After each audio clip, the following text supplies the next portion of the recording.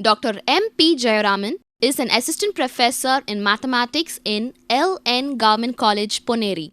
He has specialized on geometric function theory. With 14 years of teaching experience, he has handled topics on probability and queuing theory, discrete mathematics, random process, and engineering mathematics. Being a recognized supervisor for guiding PhD and MS students of Anna University, he is the reviewer of the journal Computer Mathematics and Applications. He has also written books on discrete mathematics and has also published papers in 28 international publications, in 4 national publications, and has presented papers in 2 international and in 2 national conferences. Welcome you all for UGC lecture series in mathematics. In this session, we are going to solve the given quadratic programming problem using Wolf's method. We have seen that in Wolf's method, to solve a quadratic programming problem, first we have to derive the Hundecker condition for the given quadratic programming problem. Then by introducing a new set of non-negative artificial variable, we have to construct a new objective function so that the given quadratic programming problem can be converted into linear programming problem. Finally, by applying two-phase simplex method, we will try to get the optimal solution to the given modified linear programming problem, which also satisfies the complementary slackness conditions. Thus, optimal solution which satisfies the complementary slackness condition is the optimal solution to the given quadratic programming problem. Using Wolf's method, solve the quadratic programming problem. Maximize z equal to 4x1 plus 6x2 minus 2x1 squared minus 2x1x2 minus 2x2 squared, subject to the constraints x1 plus 2x2 less than or equal to 2, x1 x2 greater than or equal to 0. We have seen that by deriving the Hundecker condition to the given quadratic programming problem, the linear programming problem becomes minimize z equal to minus a1 minus a2, subject to the constraints 4x1 plus 2x2 plus lambda 1 minus mu 1 plus a1 equal to 4, 2x1 plus 4x2 plus 2 lambda 1 minus mu 2 plus a2 equal to 6, and x1 plus 2x2 plus s1 squared equal to 2, and lambda 1 s1 equal to 0, mu 1 x1 equal to mu 2 x2 equal to 0. This set of conditions are called complementary slackness condition. Now, from this modified linear programming problem, we got the initial basic feasible solution as a1 equal to 4, a2 equal to 6 and s1 equal to 2. We try to improve the optimal solution from this initial basic feasible solutions. For that, we have to go for two-phase simplex method. In two-phase simplex method, we have to get the initial solution to the given linear programming problem. So, for the equations, we have seen that the initial table is nothing but this one. So, a QPP can be converted into linear programming problem. For that linear programming problem, from the initial basic feasible solution, we got this initial iteration, which is the initial solution of the given QPP. Here yb is the basic variable for the given quadratic programming problem. By introducing the artificial variable a1, a2, we get our basic variable as a1, a2 and s1. The cost of a1 is minus 1 and cost of a2 is minus 1 and s1 cost is 0. So, CB is the cost of the basic variable, and the solution value for this basic variable is 4 for a1, for a2 6. Now, the values for the basic variable s1 equal to 2, and by collecting the corresponding coefficient, we will get the initial simplex table as this way. Now, we try to improve the optimal solution for the given linear programming problem. So, in order to get the optimal solution, the condition is we have to check all Zj minus Cj should be greater than or equal to 0.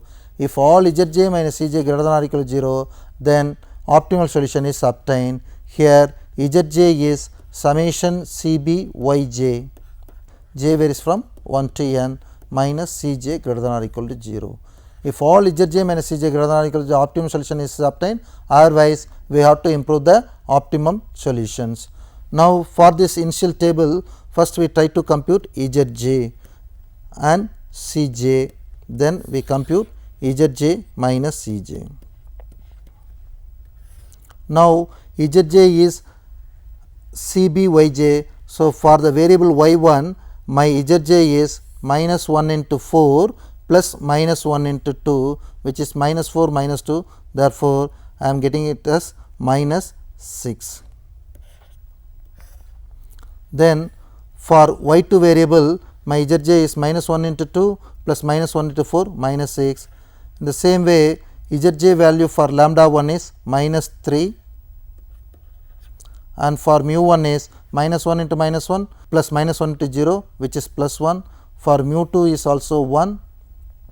Since a1, a2, s1 is in the basis, the Zj minus Cj value for this basic variable s1, a1, a2 is always 0. Therefore, no need to compute Zj and Cj value for this variable, it will always 0. Zj minus Cj for this basic variable is 0. Now, cost for this variable y1 is 0, y2 is 0, lambda 1 equal to 0, mu 1 equal to 0, mu 2 equal to 0. Therefore, the cost for Cj value is 0, 0, 0 for lambda 1, for mu 1 0, mu 2 0. Now, Zj minus Cj value is for y1 minus 6, for y2 also minus 6, for y3 that is lambda 1 minus 3, for mu 1 it is 1, for mu 2 it is 1. So, if all Zj minus Cj greater than or equal to 0, optimal solution is obtained. For this initial iteration, if we observe Zj minus Cj value, Z1 minus C1 equal to minus 6 negative, Z2 minus C2 is minus 6, Z3 minus C3 is minus 3. Since not all Zj minus Cj greater than or equal to 0, all Zj minus Cj value is not greater than or equal to 0. Therefore, for this table the optimal solution is not obtained. So, we have to improve the optimal solutions. So, in order to improve the optimal solutions, from all Zj minus Cj value, we have to choose the most negative. We have to choose the most negative value. So, among all Zj minus Cj value, the most negative value occurs corresponds to y1, which is minus 6, and y2 minus 6. So, among these two value, we can choose any one value. Here for this problem, the complementary slackness condition is mu 1 x1 equal to mu 2 x2 equal to 0. Since mu 1 is not in the basis, we can choose x1 in this one. So, I can choose this variable minus 6. So, the variable y1 is entered in this basis. The variable y1 is entered in the basis. Now, the variable y1 is entered into the basis. Once we fix the entering variable, next we have to compute the ratio of minimum of xbi by yir, where yir value should be positive. Therefore, for this entering variable xb is 4. So, 4 by 4 we have the value as 1. Then for the second one xb value is 6. So, 6 by 2 we have 3. Now, for the third one xb value is 2 and yir value is 1. So, 2 by 1 is 2. So, once we fix the entering variable, here our entering variable is y1. Once we fix the entering variable, compute the ratio minimum of xbi by yir where YIR should be positive. So, for this table y1 is the entering variable. For this y1, if we compute xbi by YIR, that is 4 by 4 1, 6 by 2 3, 2 by 1 2. Among all this ratio, we have to choose the minimum value. Among 1 3 2, the minimum value is 1. Therefore, we have to choose this value. Therefore, the corresponding variable is a1. Therefore, a1 is the leaving variable. For this table, y1 is our entering variable. y1 enters the basis. So, y1 enters to the basis, and by computing the minimum ratio occurs for a1. Therefore, a1 is the leaving variable. So, y1 enters the basis and a1 leaves the basis. Where the entering variable and leaving variable intersect, no, such point is called pivot element. Here y1 and a1 intersect at this place 4. Therefore, for this table is pivot element is 4. So, the initial iteration, our entering vector is y1, leaving vector is a1 and pivot element is 4.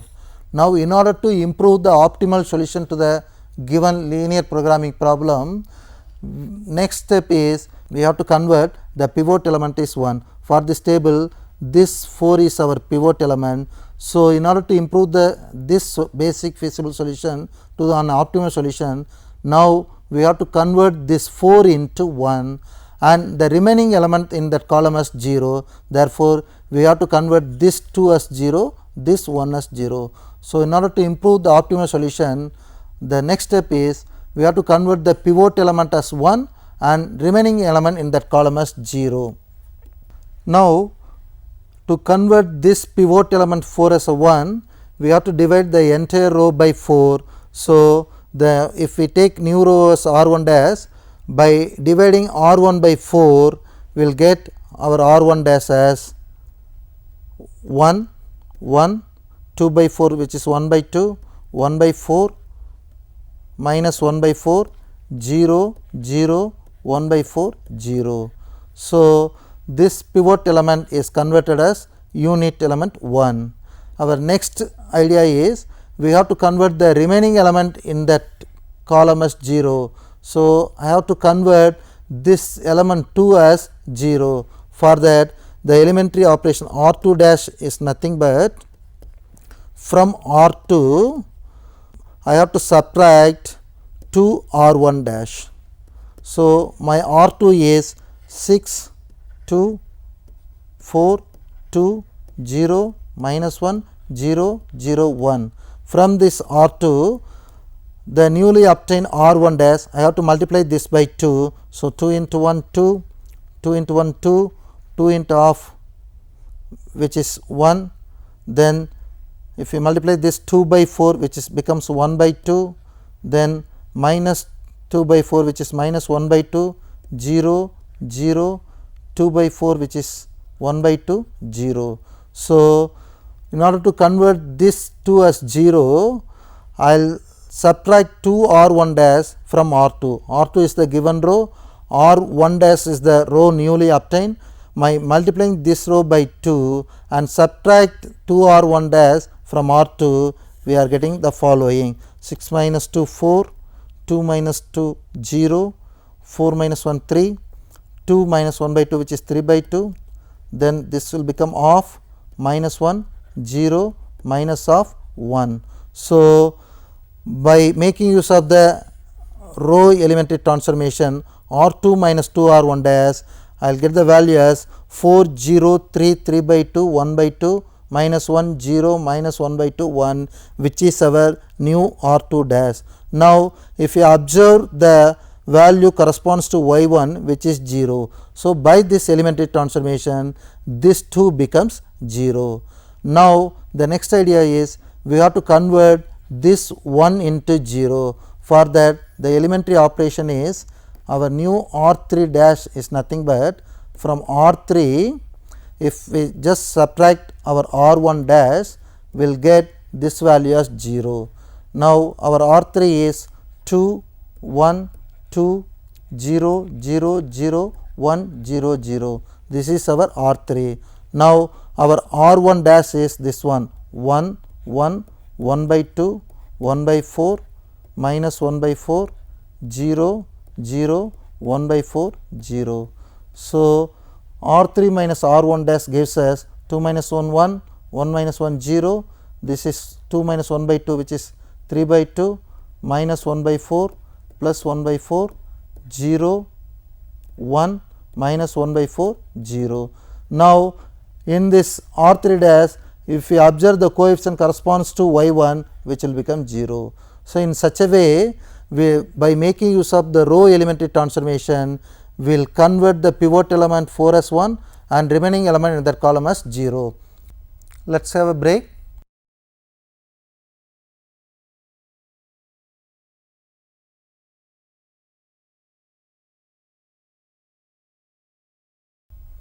Welcome back.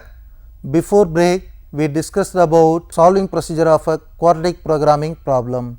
Now we will try to continue to obtain optimum solution to the given problem. From the initial table, now we will convert this pivot element as 1 and remaining element in that column as 0, which precisely given in the next table. So by converting the pivot element 4 as 1 and remaining element in the column as 0, we will get this table. Now in the previous table, y1 enters the basis and a1 leaves the basis. So in the iteration 1, instead of a1, we should replace the basic variable a1 by y1. Therefore in this table, in the place of a1, we will replace a1 by x1. So in the previous table, a1 leaves the vector and y1 enters the basis. Therefore in the place of a1, we will put the variable x1, remaining variable as it is. So a2 is also in the basis, s1 is in the basis. Now the cost of x1 is 0 and cost of a2 is minus 1 and cost of s1 is 0. So in this table, again we have to check the optimal condition. For that, we have to compute zj and cj value. So zj, cj, then zj minus cj value. Now for this table zj, now in this table x1, a2, s1 are in the basis. Therefore no need to compute zj minus cj value for x1 and no need to compute any zj minus cj value for a2 and for s1.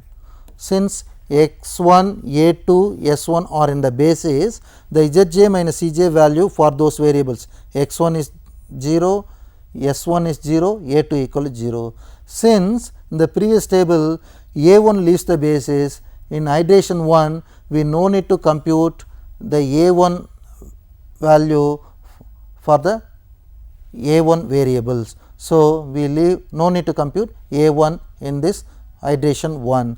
Now for y2, our zj value is 0 into of plus minus 1 into 3. So we have minus 3. Then for lambda 1, 0 into minus 1 by 4, 0 into minus 1 by 4 plus minus 1 into 3 by 2. So we have minus 3 by 2. Then for mu 1, we have minus 1 into of, we have minus of. For mu 2, we have 0 into 0 plus minus 1 into minus 1. So we have plus 1. That's all. Then cost for y2 is 0, cost for lambda 1 is 0, mu 1 is 0, mu 2 is 0. So zj minus cj value is minus 3 comma 0 minus 3, then minus 3 by 2 minus of 1. That's all. So now we have to check whether all zj minus cj greater than or equal to 0. In order to check the optimality condition, we have to check this condition. Now for this table 1, if we observe zj minus cj, not all zj minus cj value greater than or equal to 0. So still optimum solution is not obtained. So now we have to improve the optimal solution. If we observe the zj minus cj value, there are 3 negative values are there, minus 3, minus 3 by 2, minus 1 by 2. Now, among all these 3 negative value, we have to choose the most negative. The most negative occurs corresponds to y 2, which is minus 3. Therefore, we have to choose this variable. So, in the first iteration our y 2 enters the basis. So, y 2 enters the basis. Now, once we fix the entering variable y 2, for this y 2 we have to compute the minimum ratio x b I by y I r, where y I r is positive. Therefore, for y 2 x b value is 1. So, 1 divided by 1 by 2, which is 2, 1 by 1 by 2, which is 2. Now, for the second one we have 4 by 3, which is 1.3 something. Then the fourth one 1 divided by 3 by 2, which we have 2 by 3, which is 0.6 something. So, among all x b I by y I r, the minimum occurs here, the corresponding variable s 1. Therefore, s 1 leaves the basis. So, for this table the entering vector is y 2, y 2 enters the basis and s 1 leaves the basis. So, y 2 is entering the basis and s 2 leaves the basis. So, where y 2 and x 1 intersect, this element is called pivot element, which is 3 by 2. So, for this table the entering vector is y 2, y 2 enters the basis. So, y 2 enters the basis and s 1 leaves the basis. So, s 1 is the leaving vector.